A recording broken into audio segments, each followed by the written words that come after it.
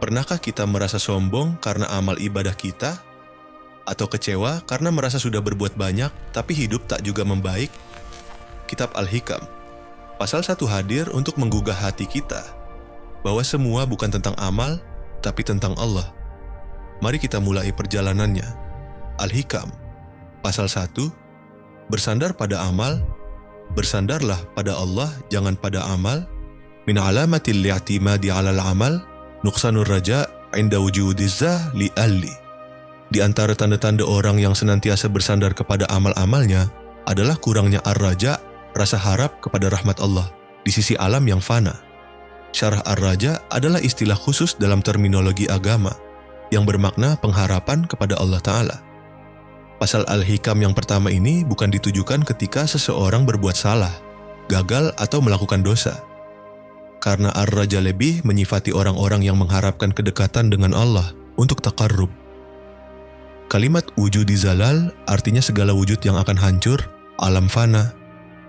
Menunjukkan seseorang yang hidup di dunia dan masih terikat oleh alam hawa nafsu dan alam syahwat.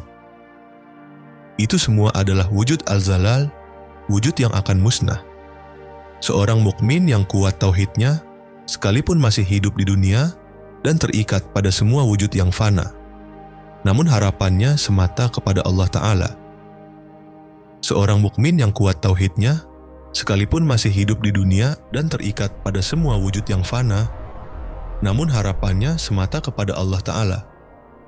Jika kita berharap akan rahmatnya, maka kita tidak akan menggantungkan harapan kepada amal-amal kita, baik itu besar ataupun kecil. Dan hal yang paling mahal dalam suluk adalah hati, yaitu apa yang dicarinya dalam hidup. Dunia ini akan menguji sejauh mana kualitas raja, harap kita kepada Allah Ta'ala. Rasulullah SAW bersabda, tidaklah seseorang masuk surga dengan amalnya. Ditanyakan, sekalipun engkau wahai Rasulullah? Beliau bersabda, sekalipun saya, hanya saja Allah telah memberikan rahmat kepadaku. H.R. Bukhari dan Muslim. Benar, orang yang melakukan amal ibadah itu pasti punya pengharapan kepada Allah, meminta kepada Allah supaya hasil pengharapannya, akan tetapi jangan sampai orang beramal itu bergantung pada amalnya, karena hakikatnya yang menggerakkan amal ibadah itu Allah. Sehingga apabila terjadi kesalahan, seperti terlanjur melakukan maksiat atau meninggalkan ibadah rutinnya, ia merasa putus asa dan berkurang pengharapannya kepada Allah. Sehingga apabila berkurang pengharapan kepada rahmat Allah, maka amalannya pun akan berkurang dan akhirnya berhenti beramal. Seharusnya dalam beramal itu semua dikehendaki dan dijalankan oleh Allah. Sedangkan diri kita hanya sebagai media berlakunya kudrat Allah.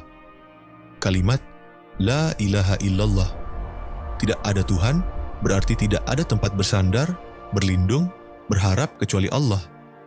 Tidak ada yang menghidupkan dan mematikan. Tidak ada yang memberi dan menolak melainkan Allah.